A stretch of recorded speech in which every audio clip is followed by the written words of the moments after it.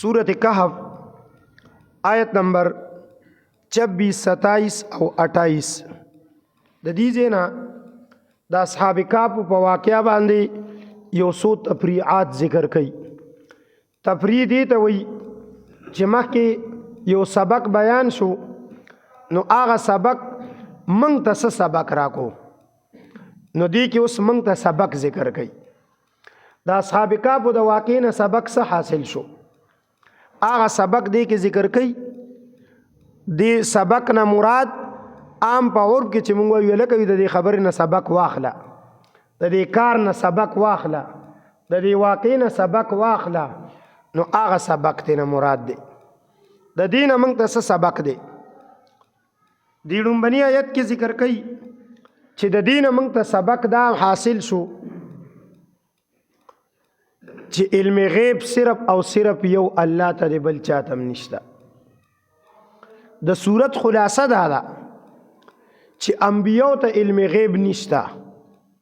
پرون سبق کی ولا تقولن لشیء انی فاعل ذلك غدا،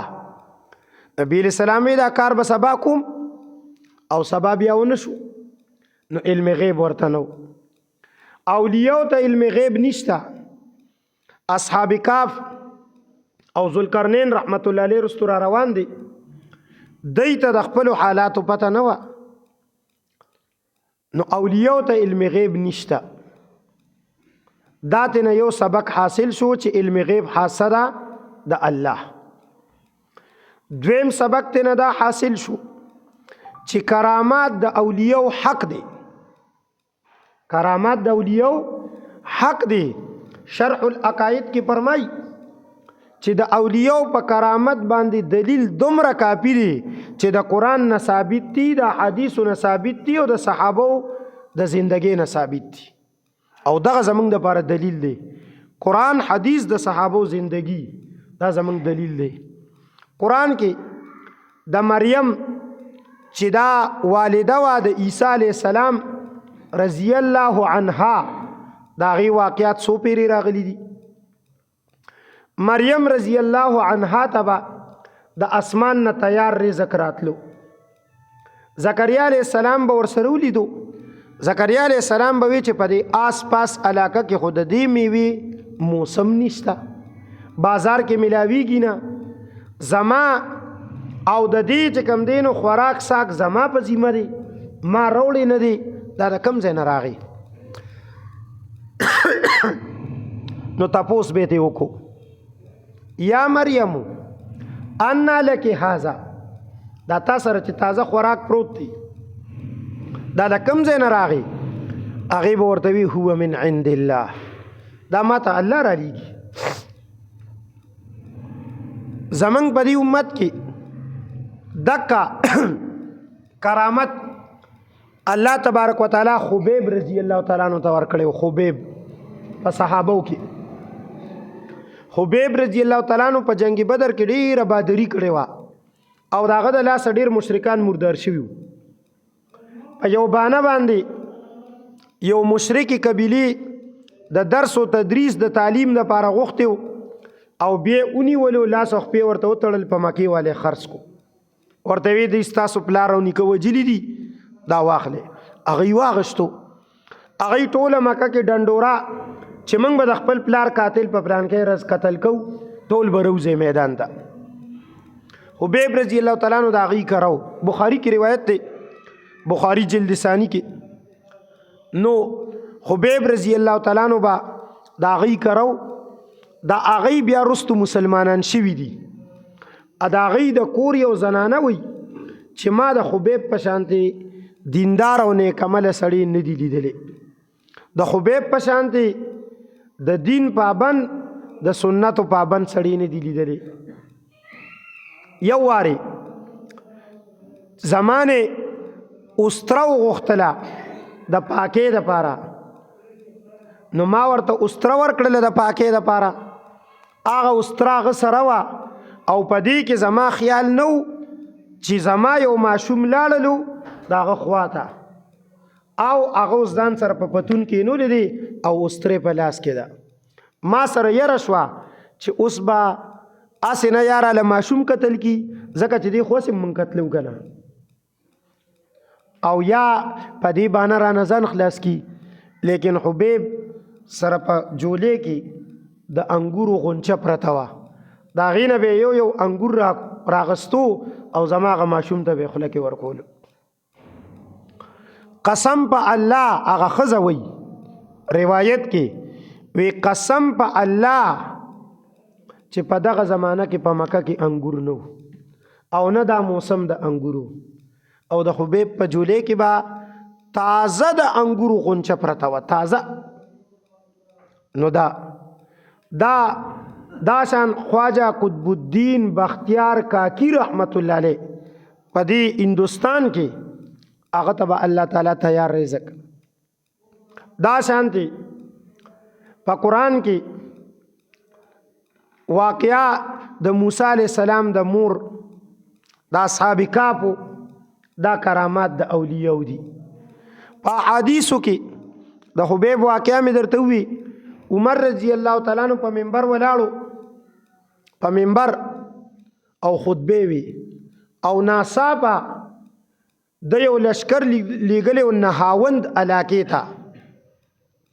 او هغه په زرګونو میل د مدینې نه لرې وه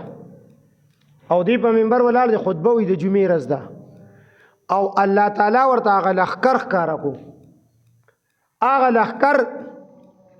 د هغې امیر ساریه او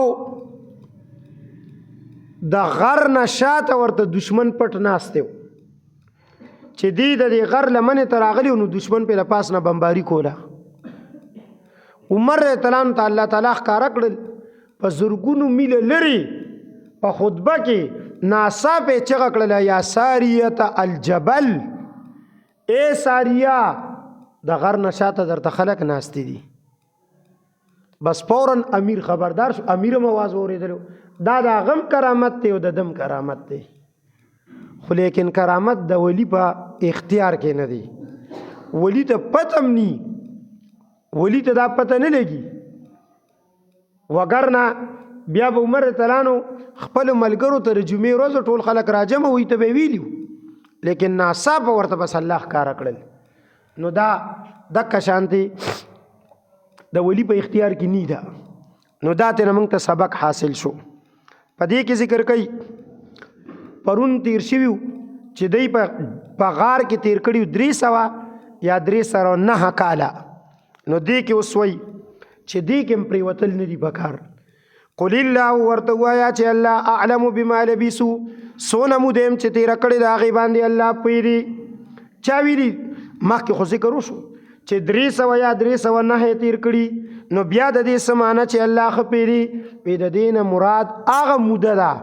کم چې دا اصحاب کهف را پاسېدل بیا څومره ژوندي وو بیا څومره ژوندي وو د دې نه دغه موده مراد ده نو دا ذکر کوي فرمایي قل الله ورته ووایه چې الله اعلم ښه پوهه دی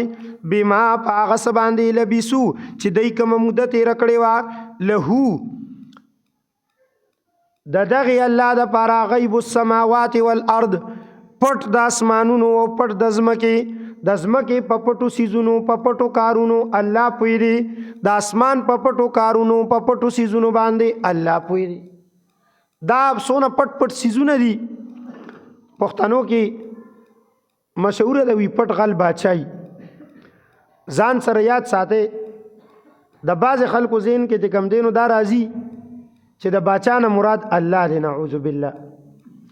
پټ غل باچا نه مراد زمونږ د دې حکومتونه د حکومتونه وي په خبره ورسېلې چې په کم حکومت کې قاتل نه ګرفتار کیږي نو په د هغه قتل قاتل چې کوم دی حکومت وخت په خپله وي لکه چې ګرفتارولو والا په خپله قاتل شي نو څوک به ګرفتاروي په خبره ورسېلې دا نو هغې نه دغه مراد دی ابصر به واسمع ابصر به واسمع دا یا د تعجب صیغه ده نو بیا معنی داره چې ما په ترجمه کې کړې وه چې الله تعالی ډېر ښه لیدل او ډېر ښه اورېدل کوي د الله لیدل او اورېدل د تعجب دي ولی ته به په زړه کې داسې یو خبره وکړي چې تا په ژبه نه ده راوستې، تا په خپلو غوږونو نه ده اورېدلې او الله واورېدله. بیا هم ته به داسې یو پټ کار وکړي چې ته به وې په دې باندې هېڅوک هم نه دي خبردار، خو الله پې خبردار دی، الله پې پوه دی. نو ښه لیدل او ښه اورېدل دا الله کوي، د تعجب لیدل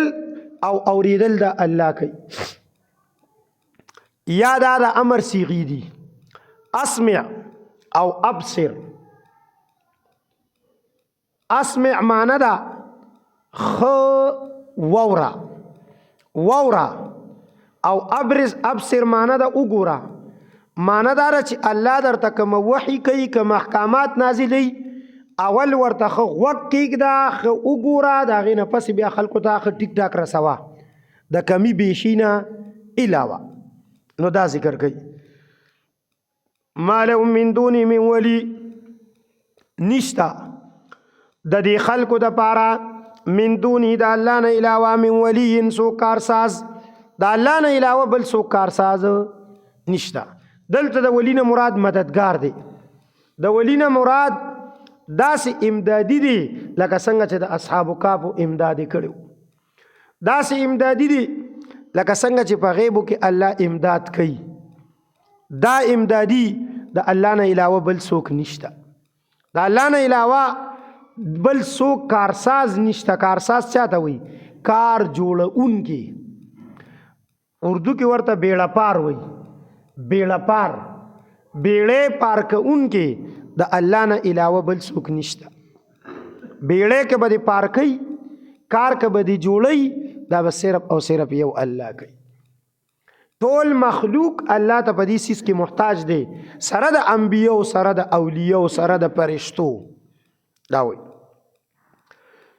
ولا یشرکو فی حکمی احدا. الله تعالی په خپل فیصله کې، حکم نه مراد دلته فیصله، اختیار او چې کوم دینو قانون دی. الله تبارک وتعالی په خپل اختیار، په خپل فیصله او په خپل چې کوم دینو قانون کې څوک نه دی شریک کړي. دا زمونږ او ستاسو چې په ملک کې کوم نظام دی چې ممبران په وټونو کې پاس شي، نو د دوی نه قانون ساز اسمبلی جوړه شي. قانون ساز اسمبلی، قانون ساز اسمبلی معنی دی چې اوس به دوی قانون جوړي. بس د دې خوښه ده چې څنګه قانون یې جوړ کو، اکه قانون به په خلکو لاګو کوي. الله وی ما ځان سره په دې قانون جوړولو کې څوک شریک کړي نه دی. د دې وجه نه قاری طیب صاحب رحمت الله علیه د دارالعلوم دیوبند دویم محتمم، دیوبندیانو نه تپوس پکار دی، د دارالعلوم دیوبند دویم محتمم هغه لیکي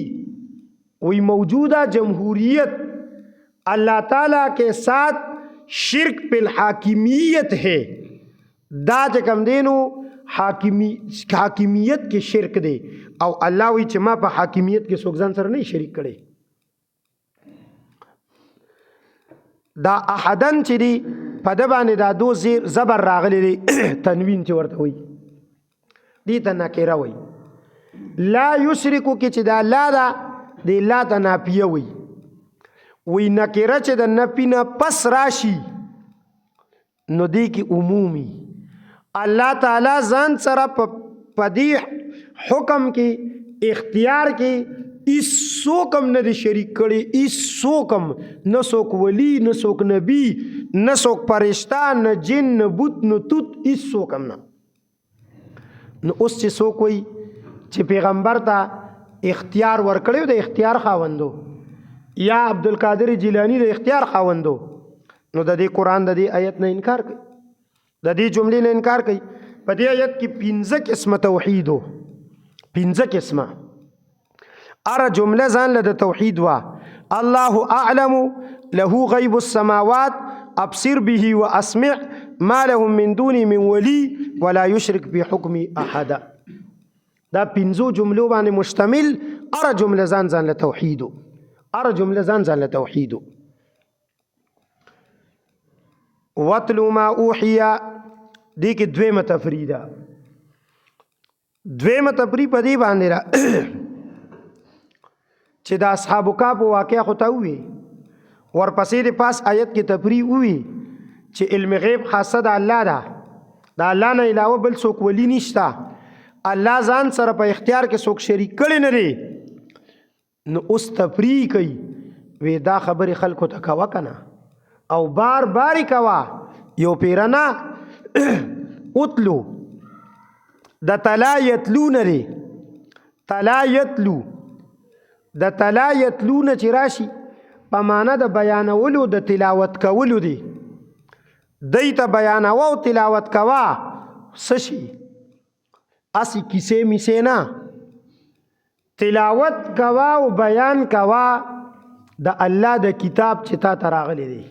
چې تا ته وحی شوی دی دا ډیپټي د پیغمبر وا دا ډیپټي د پیغمبر د وارثانو ده وی د الله کتاب بیانوه او بار بار بیانوه اتلو د 21 سپاره په سر باندې اتلو ما اوحی الیک من الكتاب راوړی دی دک شانته راوړی دی لا مبدل لکلماتی دا الله کلمات څوک بدلولی نشي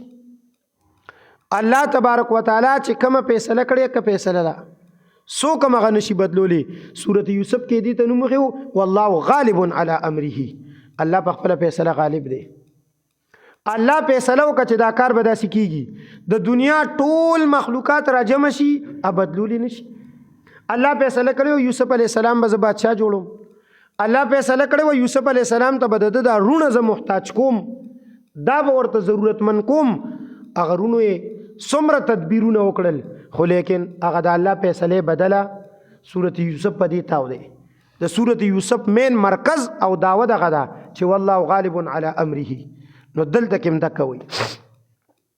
یا دا د تلوه یتلون لري نو دا بیا چې کوم دینو په معنا راځي د اتباع کولو اتباع وکا روان شه سپسې روان شه ما اوحی الیک من کتاب ربک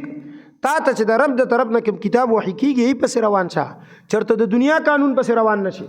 د دنیا بل نظام پسې روان نشي روانې دوه ول سیز چې تب اور پسې روانېږي ادا الله کتاب دی وې دا وکا دې په تفریح ذکر کا وتلو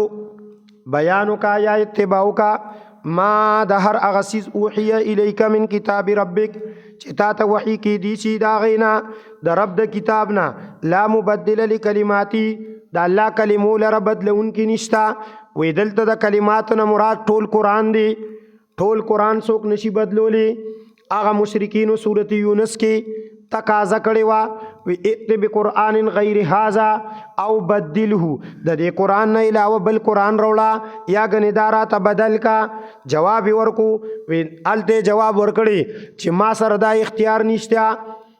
سره دا اختیار نشته من تلقای نفسي چې زی بدل کم ته کم دینو د خپل ځان نه دلته وی لا مبدل لکلماتی دا الله کلمې څوک بدلولی نشي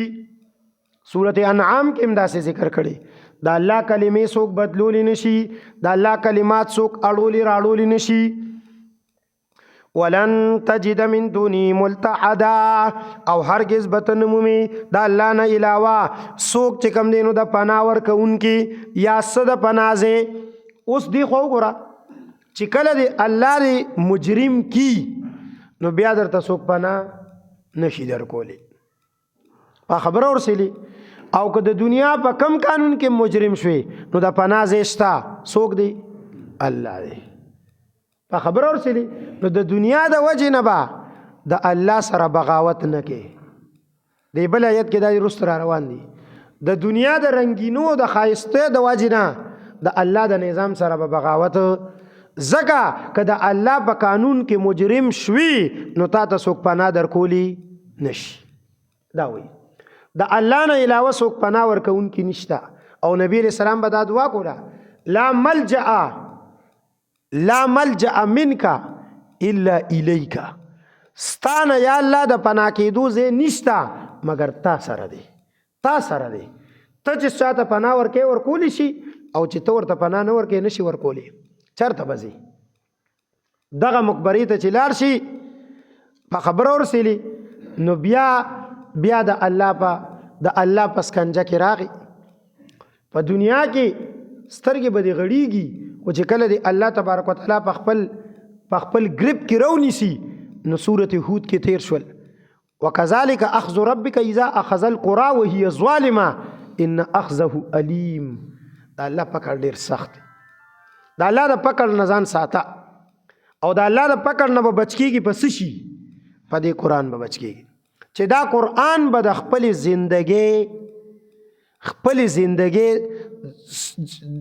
زندگی به دی جوړی. دا به د زندگی سبب جوړی. په دې پسې به روانېږي لکه څنګه چې ووی نو علی به ته چې کوم دی نجات مومي. دا وایي دریمه تفریح واصبر نفسک. اصحاب کهف د مالدارو خلکو بچیو خو مالدار یې پرېښودل غربت اختیار کو فقر اختیار کو بنګلې یې پرېښودې د بادشاهۍ سیټونه یې پرېښودل د وزیرزادګانو که نه د وزیرانو به څنګه کورونه وي هغه ښکلي کورونه یې پرېښودل د سرو او د سپینو هغه بنګړي او هغه چې کوم دی امیلونه یې پرېښودل راغلل دلته کې په خاورو کې پرېوتل. د اصحاب کهف د واقعې نه څه معلومه شوله؟ دا تېنه معلومه شوله دا تېنه موږ ته معلومه شوله چې د نیکانو خلکو ملګرتیا کوه اگر که غریبانانی د دیندار خلکو ملګری اوسه اگر که غریبانانی د مالدارو خلکو مالدارۍ ته مه ګوره د هغوی مالدارۍ ته سوچ او فکر مه کوه خوله کې هسې بې ځایه اوبه مه راوله په خبره ورسېلي دا د دنیا لږ غونته کې چې کوم دی نو شینکې دی او بس ختم دی قرآن هغې ته د باران شینکې ویلې د باران دا اوس یو دوه پیرې باران وشو که نه پولې شنې شوې دا شینکې تر کومه دی بس یو 3-4 میاشتې دی د هغې نه پس بیا به شینکي پسې منډې وې نشته چرته د باران شینکي سره تشبیه ورکړي د دنیا د ژوند ته وې دې ته مه ګوره. د دې آیت سره شان نزول کې ډېر ګڼ واقعات دي. سورت انعام آیت نمبر 52 او 54 کې بالکل دقه شانتې آیاتونه دي. یو واقعه دا ذکر کړي مفسرینو امیہ بن خلف نبی علیہ الصلوۃ والسلام تراغی نبی علیہ الصلوۃ والسلام سره غریبانان صحابه به اړ ټیم ناستیو. غریب سړی چې دی وفاداری دکې وفا ډېری. نو نبی علیہ السلام څومره صحابه کرام غریبانانو ای به 24 غنټې ناستیو دای بل څه کار. عمار یاسر پلار او زویو صہیب د روم نه راغلیو سلمان د پارس نه راغلیو بلال د حبش نه راغلیو زید ابن حارثه د یمن نه راغلیو دی بناستیو. امیہ بن خلف چې راغی دی د مکې سردارو غټ مالدارو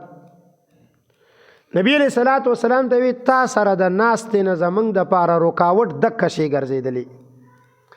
چې دا تا سره کم غریبانان ناستی کپړې شلیدلی دي چپلې په خپو نشته کپړې نیمګړي دي اکثر به کمیس نو صرف یو لنګ به ملا بربنده داسې به د نبی علیہ السلام په مجلس کې ناستي وی دی سره ناسته زمونږ دپاره مناسب نه ده چې موږ د داسې خلکو په مجلس کې کینو موږ پې سپکیږو دا زمونږ جوګه نه دي نو که دی ستانه پاسي نو موږ به در سره کینو. نبی علیہ الصلوۃ والسلام په زړه کې راغی چې دا خو زما ډېر وفادار ملګري دي نو که دی یو سات تا خواشي نو دی به کینی نو څه فرق خو نه کېږي. فوراً د آیت نازل شو چې دا څه کې په خبره ورسېږي موږ په دین کې چاته محتاج نه یو چې یو مالدار سړی به خامخا دین ته دننه کوو نو غریب به د مجلس نه پاسو نه داسې به نه کوو. وی داسې ونه کې یو روایت کې راغلی دي عینه بن حسن فزاری نبی علیہ السلام ته راغی ورته وی ته ځان چې کوم دی دا خلک پاسه نو موږ به در سره کینو. نو دا هم ټول دکه شانتې واقعات دي ګڼ واقعات دي دکه شانتې عبس وتولى غون صورت په دې باندې دی هلته به بیا تفصیل سره راځي. دا وحی نازل شوه ابن کثیر وایي چې کله دا وحی نازل شو نبی علیہ السلام په کور کې فوراً د کور نه راووتو او یو غریب پسې ګرځېدو او راټول کړل او بیا ځان سره کینول او بیا وی الحمدلله الذی جعل فی امتی من ټول تعریفونه هغه ذات لري دي چې زما په امت کې هغه خلق پیدا کړی دي چې ماته حکم کړی دی چې ان اصبر نفسی معهم چې زه د هغې سره کینم د صبر نه مراد دلته کې دی کلکېدل ټینګېدل او دوام او ثبات ځان دی سره کلک کا ځان دی سره ټینګ کا د دلته نه چې کوم دی نو داسې ونه وی چې زما دا ملګري خو مړه دا غریبانان دي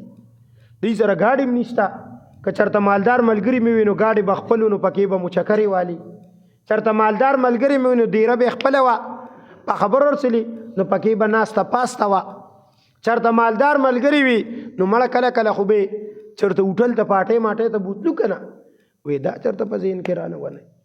په خبره ورسلي زاریږه خدا زاریږه د غریبانانو نه په خبره ورسلي نه به تېنه ستا څه تمی او نه به یې ستا نه څه تمی بس خبره د مالدار سړي ګورې چې کوم دی د هغه د غریب نه هم تمی په خبره ورسلي د مالدار سړي د غریب نه هم تمی ولې وی مړه دیره به پې جارو کم ګاډي به پې ولامبوم ګیا به پې راوړم په خبره ورسلي کم از کم ویدی که نوری سینی دیره خو پی ساتم کنا دا نو ویدا تمی ممی دا پیدا نکی دل تزا ذکر کئی وصبر نفسکا کلک کا خپل ځان مع الذین دا غچا سرا یدعون ربهم او گورا یدعون ربهم چی اغی رب چکم دینو رابلی رب نه دعاګانې غواړي رب سره شرک نه کوي مشرک سړي سره به نه کینی د رب نه علاوه چې بل چا پسې چغې وي بل چا پسې زنده‌باد وي مرده‌باد وي سره به نه کینی وی هغه سره مه کینه او زما پیغمبر ته ویلي هغه سره مه کینه اته هغې پسې ګرځي په خبره ورسلي د یدعون نه مراد دلته کې دی عبادت د عبادت ټولې شوبې ژوندۍ کړي دي هغه خلق چې د عبادت ټولې شوبې ژوندۍ کړي دي منځونه کوي روجي نیسي اعتکافونه کوي جهاد کوي زکاتونه ورکوي دا ټولې شوبې ژوندۍ کړي دي بې د داسې خلکو سره ځان کلک کا او ټینګ کا دې خلکو سره پاتې شه نور چا پسې مه ګرځه بالغداة والعشي سار او ماښام صورت مکی دی مکه کې د سار او د ماسخوتن منځو بل نو یا د سار او د ماسخوتن ذکر وکړو د افضلیت لپاره سار او ماښام افضل دي ځکه چې فرشتې پکې بدلیږي ډیپټي پکې بدلیږي نو د سار او د ماښام ذکر وکړلو وګر نه مراد تینا ټول دی او د سار او د ماښام نه مراد موږ په خپل عرب کې په معاشره کې څه وایو خبر سره کم سړی چې چا سره ډیر کینی موږ مړه د سره سار او ماښام ناشتي سباو بیگا ور سره ناشتي د هغه وی دا سباو بیگا چې دا نو مطلب دی چې دی ټول ورځ ناشتي نو سباو بیگا چې ټول ورځ الله ته سوال کوي د الله نه دعاګانې غواړي د الله عبادت کوي غیر الله پسې چغې نه وي د غیر الله سره بایکاټ کړي وی ته د هغې سره کېنه نبی علیہ السلام به چې د کور نه راووتو دکه صحابه به د سپې په چبوتره ناستي الله دې د سپې هغه چبوتره باندې موږ بار بار کېنئ هغه ځای دې موږ ته الله بار بار وښي بس د نبی علیہ السلام د کور سره ټچ دی په خبره ورسېلې بس چې رب ووتو نبی علیہ الصلاۃ والسلام د سپې په چبوتره به یې ناستي نبی علیہ السلام به راغی د هغې په منځ کې به کېناستو وی دا هغه خلک دي چې ما ته الله ویلي چې دوی سره کېنه ما ته الله ویلي چې دوی سره کېنه وی زه به ورسره کېنم ابن کثیر ذکر کړي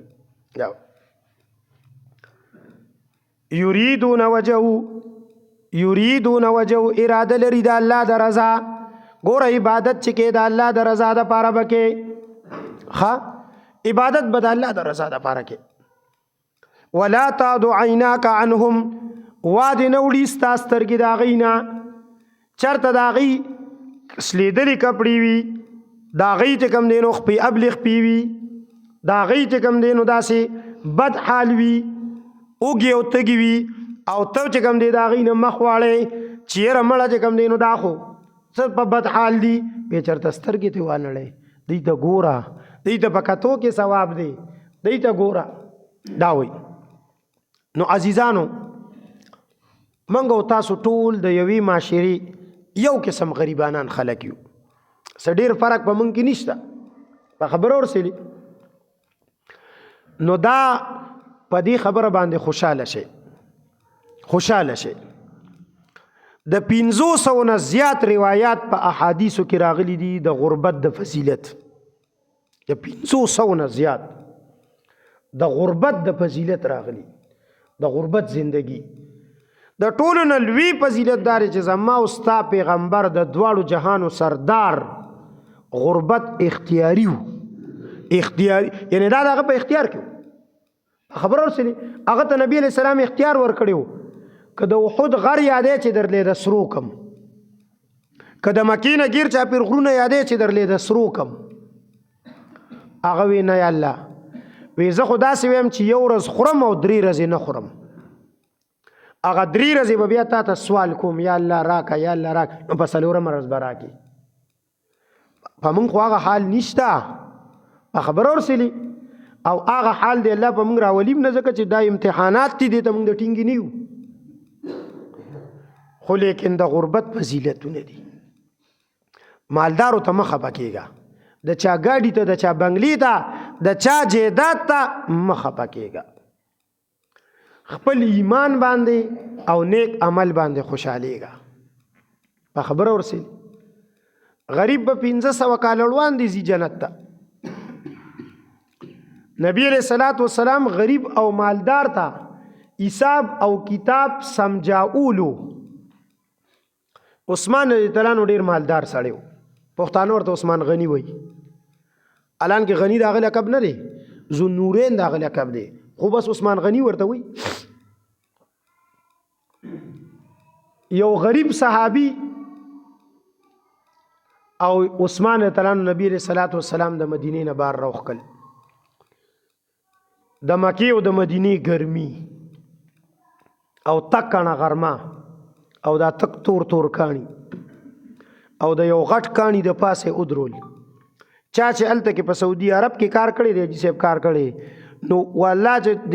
د سخته ګرمۍ کې نه دی په دې کانی باندې چې خبراشي کنه د خپل بولې کوي بالکل داسې چس ناری کوي په روډونو باندې دا دغه نی پراته هغه سيزونه دا ټریفیک د پاره چیخي اپا کې ویل کېږي نو نبی علیہ الصلوۃ والسلام دواړه خپې کانی ته ورخې جوړ په حساب کتاب راکوي حساب کتاب غریب ورته وی بیګا مې نه د خړلې سار مې نه د خړلې او در روان بیګا مې نشتا او را کو شو او عثمان تعالی شروع شو پکور کې مې دومره مال دی باغونه مې دومره دي جیدادونه مې دومره دي زی په زی باندې تجارتی مرکزونه غلامان کاپلی کاروبارونه دومره دي دا غیغه حساب په ګنټو ولاړو او خپې اوچتولي کتاکولي کتاکولي نبی علیہ السلام دک دی اخرت کې بداسي هغه چاندي والا چې وي زمکه د تانبي او نور بنې زواني کنه نو چې زمکه د تانبي او نور نه زواني نور چې کم دینو دومره حدیث کې راغلي د 1 میل پس فاصله وي د 1 میل او دا اوس د کروڑونو په فاصله دي کروڑونه 26 کروڑ فاصله باندې دي دا نور زمنګ نه او د 1 میل په فاصله وي د 1 میل د سر د پاسه به ولاړی او زمکه به د تانبي یعنی زمکه به د اوسپنی نو دا اوسپنه به سونه ګرمه کړي دا په کروڑونو میل چې لري دي نو په دې ورځو کې او لګ یو 2 میاشتې چې تیر شي بیا غنور ته وګوره چې اوسپنه څنګه ګرمي به ورته لاس ورولې شي دا نو دک حساب کتاب به ورکې د غریب او د مالدار دغه فرق وی ولا تعد عیناک عنهم د دینه چرته سترګې وانړې ولی تريد زینت الحیات الدنیا چې اراده ولري د دنیا د زینت او د ښکلا د دنیا ښکلا پسې چرته لاړ نشي چې مړه د دې بیٹک خو چې کم دینو هغه کې خو تکیام نشته کالینم نشته دا بل مالدار سړی دی د دې په بیٹک کې ډېر ښکلي کالینونه لري چرته دی ته ونه ګوري چرته دی ته دی پسې لاړ نشي تريد زینت الحیات الدنیا نبی علیہ السلام خدا سے نه کول دا ما ته وي لوري ویم تا ته انګوري وورا ته نبی علیہ السلام که دا سوچم کړي چې دا غریبانان د مجلس نه پاس یو مالدار دی پکې کینی نو صرف د دې لپاره چې دی په دین کې داخل شي صرف د دې لپاره کړي د نور سره لپاره خو نه دی کړي ولا تطيع دی جنا درې صفات ذکر کړي چې پچا کې دا درې صفات وی د هغه خلکو خبره ممنه چې پچا کې دا درې صفات وی ای سره مکینا چې پچا کې دا درې صفات وی ای سره تعلق ملره نمبر 1 د چا زړه چې د ذکر د الله نه غافل دی څوک چې د الله ذکر نه کوي لکه مونږ او دس نه کوي دیندار نه دی په خبرو ورسره او تا ته معلوم دي ستاره معاشري سړی دی بس داغه په خبرو کې مرزه اپسې مزه هغه سره مکه نه پاسه دویم د خپل خواهشاتو پسې چې کم سړی لګېدلې دي خواهشات کم سړی چې خواهشاتو پسې لګېدلې دي د پسې مزه د دې اطاعت مکوا د سره مکه نه پاسه تاب هم چې کم دین واړی او دریم د چا کارونه چې بیتولی دي پورت معنی ما بیتولی ہوگا د پورت اصل معنی دا د حد نه تجاوز زیات چې د دین په کار کې زیاتی کوي د دنیا په کار کې زیاتی کوي یا کمی کوي د پورت دواړه معنی جوړیږي د حد نه تجاوز کوي مړه چې د چا خبرې بیتولی وي کارونه بیتولی وي هغه سره کوم دینو بیتولی نه مراد د دین نه خلاف دي د دین نه خلاف بس هغه پسې مزه اگر سو کی دنیا کې بس هغه ته الله تبارک وتعالى ور کړی وي د دنیا عزت دا عزت نه دی دا به الله تبارک وتعالى چاته به ور کړی چاته به نی ور کړی فرعون ته څومره عزت ور کړو نمرود ته څومره د خدای داوی کړی و په ټوله دنیا بادشاہي و وې دې پسې مزه دی باندې دوکو خطا نشي ولا تطيع او اطاعت مکوا من دا غچا خپل نا قلب عن ذکرنا چې منګه غافل کړي دي دا غزړو د خپل ذکر نه د خپل ذکر نه موړول لري هغه بچرته د الله ذکر نه کوي ټول عمر بچرته د مالدارو کیسې کوي د مالدارو د بنگلو خبرې وکي د گاډو خبرې وکي وې داسې خلکو نه کم دین ووړه وتبع هواو د خپل خواهشاتو اتباع کړي د لګیاري خواهشاتو پسې لګیاري او دا دنیا د خواهشاتو د پوره کېدو زه دینه کته خواهشات پوره کوي کنه دنیا د خواهشاتو پوره کېدو زه نه دی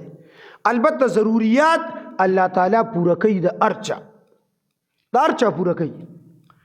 خواهشات دانن چې څومره سمنګ وایو کنه چیرې بس کم دینو زما کار خراب دی نو دا د خواهشاتو ضرورت خو پوره کیږي ضرورتو نه څوک پاتې په خبره سره چا سره لباس نشته ورسته وګوره د ارچا صندوقونه شليږي اعلان کې د نبی علیہ السلام صحابه کرام داسې چې یو جوړه عثمان ترانو چې را دومره مالدار سړیو کنه چې اوس مرته وي چې حساب کتاب نبی علیہ السلام ته دونه په ګران ورکولو د عمر ترانو په زمانہ کې د جمعې ورځ وا او لیټ راغی خطبه شروع راغی او دا خو سینیر وزیرو عمر ترانو ورته وی چې عثمان دا ته په دا حال باندې راغی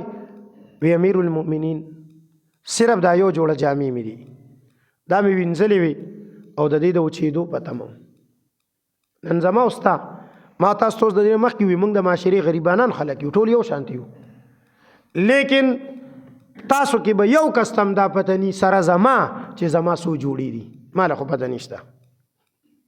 په خبر ورسېلې دا پته مال نشته چې زما سو جوړې دي الله مو دې په دې نه نیسي الان کې دا اسراف دی د دریو نه زیات او نن موږ په داسې حال کې شوي یو ښه په خبره ورسېلې د هېڅ چا ته دا پته نشته چې زما سو جوړې دي او بیا د زنانو صندوقونه ډک دي شلېږي هر کال نوی بل صندوق اخلي وې سامانونه ډېر شو المارۍ بله جوړوي نور انګرې ټاکوي لګیا دي ټول دیوالونه سوري سوري کړل کپړې ورته ځوړندو د هغې باوجود که اوس ته تپوس کوي زما خو جوړه نشته او 2 میاشتې پس بیا اختر دی وي زما جوړه نشته بیا ګرمي دی وي زما خو جوړه نشته بیا یخني دی وي زما خو جوړه نشته دا خواهشات دي په خبره ورسېلې د ټولو نه لوی خواهش د انسان په دې دنیا کې څه شی دی هغه دا دی چې دی مرینه څوک هم په مرګ خوشحاله نه دی دا پوره کېږي بادشاهان د زمانې لاړل انبیا لاړل اولیا لاړل نه پوره کېږي دویم خواهش دا دی باباګانو تپوس وکړه ځواني خوشحال بابا څه وایي تور مسلي چچ په لاس خو چې تل عمر ځواني وي تل عمر ځواني وي په خبره ورسېلې چې تک تور دی وي کچکول مې غاړې ته اچولې وي سوال مې کولی دا د په هغه وخت کې ویلي چې د سره د ده یو ښځه وه ډېر تکړه سړی و مجاهد و خو لیکن هغه ښځې ورته ووي چې ته کمزوري ما ته طلاق راکړه اته د ډېره خوښه وه خو دی بس کمزوري بوډا طلاق یې ورکړو هغه لاړله یو تور تک تور د رنګ نه تک تور سړی هغه سره واده وکړو او هغه دیاړي مارو خوشحال بابا چرته داسې تېرېدلو د غنمو چې کم دینو د هغه غوبلو د ترشلو چې کم دی د هغې زمانه وه هغه چې کم دینو هغه چجې راغشتې وو داسې بیا هغه غنم بادولو هوا ته ښځه او خاوند دواړه ولاړ دي خوشحال بابا وایي چې دکه شانتې تک تور وي او خپله ډېر ښکلي تک سور سپین سړی ډېر چې کم دینو غیرتي سړی وی چې دکه شانتې وي خو چې تل عمر ځواني وي تل عمر ځواني وي او ځواني دلته پاتې کېږي په خبره ورسېلې یا موږ لګیا یو موږ چې کم دینو څه کله ګیري ته تور رنګ ورکو کله دغه ورکو خلکو ته ځان چې کم دینو بادر ښکاره کوو خو هغه خبره چې کم دینو یو سړي ګیري ته چې کم دی تور رنګ ورکړی نو ښځې ورته وي خلکو ته د ځان ځوان ښکاره کو خو زور د ماله معلوم دی په خبره ورسېلې نو زور معلوم دی نو دغه خواهش زموږ نه پوره کېږي ځواني نشته هلته وګوره په جنت کې الله دې را نصیب کړي تل عمر ژوند دی او تل عمر ځواني ده بیا نشته بوډاوالی نعمتونه به دې کمیږي نه دلته په دنیا کې چې یو نعمت حاصلې بل به ورپسې ورکې لکه ته اوس وایې ګاډی علم نو پیسې به ورکې که نه صندوق به خالي کې پلاټ اخلم پیسې به ورکې بنګله جوړوم پیسې به ورکې په خبر یو نعمت پسې به بل نعمت لګې به ختمې به نو دا لیکن الته کې به داسې نه وي